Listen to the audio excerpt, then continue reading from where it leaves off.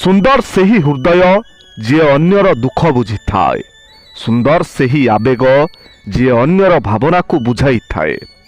ସୁନ୍ଦର ସେହି ବ୍ୟବହାର ଯେଉଁଥିରେ ପ୍ରେମ ମିଶିଥାଏ। ଆଉ ସୁନ୍ଦର ସେହି ଲୁହ ଯାହା ଅନ୍ୟ ପାଇଁ ବହିଥାଏ। ଯିଏ ମାନ ରଖି ଜାଣିନି ତା ଉପରେ ଅଭିମାନ କରି ଲାଭ କ'ଣ? ଯିଏ ସମ୍ପର୍କର ମୂଲ୍ୟ ବୁଝେନି ତାକୁ ଭଲ ପାଇବାର ମାନେ କ'ଣ? ଆଉ ଯିଏ ବାରମ୍ବାର କଥା ବଦଳାଏ ତା ଉପରେ ଭରସା କରି ଲାଭ କ'ଣ? ଯିଏ କ୍ଷଣିକ ଉପକାରକୁ ଭୁଲିଯାଏ ତା ପାଖରେ ତ୍ୟାଗର ମୂଲ୍ୟ କ'ଣ? ଯିଏ ଲୁହର ମହତ୍ଵ ଜାଣିନି ତା ପାଇଁ ଲୁହର ବନ୍ୟା କଲେ ଫାଇଦା କ'ଣ? ଆଉ ଯାହାର ହୃଦୟ ନାହିଁ ତାକୁ ଘୃଣା କଲେ ମିଳିବ କ'ଣ? ତେଣୁ ଯିଏ ଯେଉଁ ଭାଷାରେ ବୁଝିବ ତାକୁ ସେଇ ଭାଷାରେ ବୁଝାନ୍ତୁ। ଝିଅ, ବାପାକୁ ଯିଏ ସବୁଠୁ ଅଧିକ ଭଲ ପାଏ ସିଏ ହେଉଛି ଝିଅ। ବାପା ଘରକୁ ଆସିଲେ ଯିଏ ଦୌଡ଼ି ଆସେ ସିଏ ହେଉଛି ଝିଅ। ପରିବାରର ମଙ୍ଗଳ ପାଇଁ ସବୁ କଷ୍ଟ ସହିବାକୁ ପ୍ରସ୍ତୁତ ଥାଏ ଯିଏ ସିଏ ହେଉଛି ଝିଅ। ବାପାର ପ୍ରତ୍ୟେକଟି କଷ୍ଟକୁ କହିବା ପୂର୍ବରୁ ଯିଏ ବୁଝିଯାଏ ସିଏ ହେଉଛି ଝିଅ। ଦୂରକୁ ଗଲେ ଯିଏ ବହୁତ କନ୍ଦାଏ ଓ ନିଜେ କାନ୍ଦେ ସେ ହେଉଛି ଝିଅ। ସ୍ୱାମୀର ହୋଇ ପରିବାରକୁ ଭୁଲେ ନାହିଁ ଯିଏ ସିଏ ହେଉଛି ଝିଅ।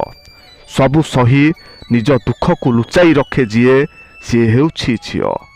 ବହୁତ ଦୂରରେ ଥାଇ ମଧ୍ୟ ପାଖରେ ଥିବା ପରି କଥା କୁହେ ଯିଏ ସିଏ ହେଉଛି ଝିଅ। କ'ଣ ସାଙ୍ଗମାନେ, ଠିକ୍ ତ? ଯଦି ଏହି କଥାରେ ଆପଣ ଏକମତ ତାହେଲେ ଭିଡ଼ିଓଟିକୁ ନିଶ୍ଚୟ ଗୋଟିଏ ସେୟାର କରିବେ। ସାଙ୍ଗମାନେ, କାଠ ଯେତେ ନାମୀ ଦାମୀ ହେଉ ଅବା କଠିନ ତାକୁ ଉଇ ନଷ୍ଟ କରି ଦେଇଥାଏ। ଲୁହା ଯେତେ ଶକ୍ତିଶାଳୀ ବି ହେଉ ତାକୁ କଳଙ୍କି ନଷ୍ଟ କରି ଦେଇଥାଏ।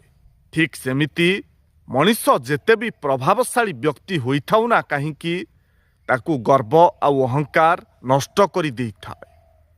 ତେଣୁ ଜୀବନରେ ଯେତେ ସମ୍ଭବ ଗର୍ବ ଆଉ ଅହଙ୍କାର ଠାରୁ ଦୂରେଇ ରୁହନ୍ତୁ। କାହିଁକି ନା ଏ ଦୁନିଆରେ ଆପଣ ବଳବାନ ନୁହେଁ, ସବୁଠୁ ସମୟ ହେଉଛି ବଡ଼ ବଳବାନ।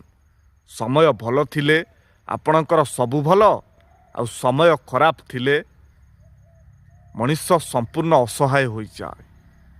ତେଣୁ ସାଙ୍ଗମାନେ, ଜୀବନରେ କେବେ ବି କେଉଁ କଥାକୁ ନେଇ ବା କେଉଁ ଜିନିଷକୁ ନେଇ ଗର୍ବ ଆଉ ଅହଙ୍କାର କରନ୍ତୁ ନାହିଁ। କ'ଣ ଠିକ୍ ତ? କଥା ମୋର, ବିଚାର ଆପଣମାନଙ୍କର। ଯଦି ଏହି ଭିଡ଼ିଓଟି ଆପଣଙ୍କୁ ଭଲ ଲାଗିଥାଏ ତାହେଲେ ନିଶ୍ଚୟ ଗୋଟିଏ ସେୟାର କରିବେ।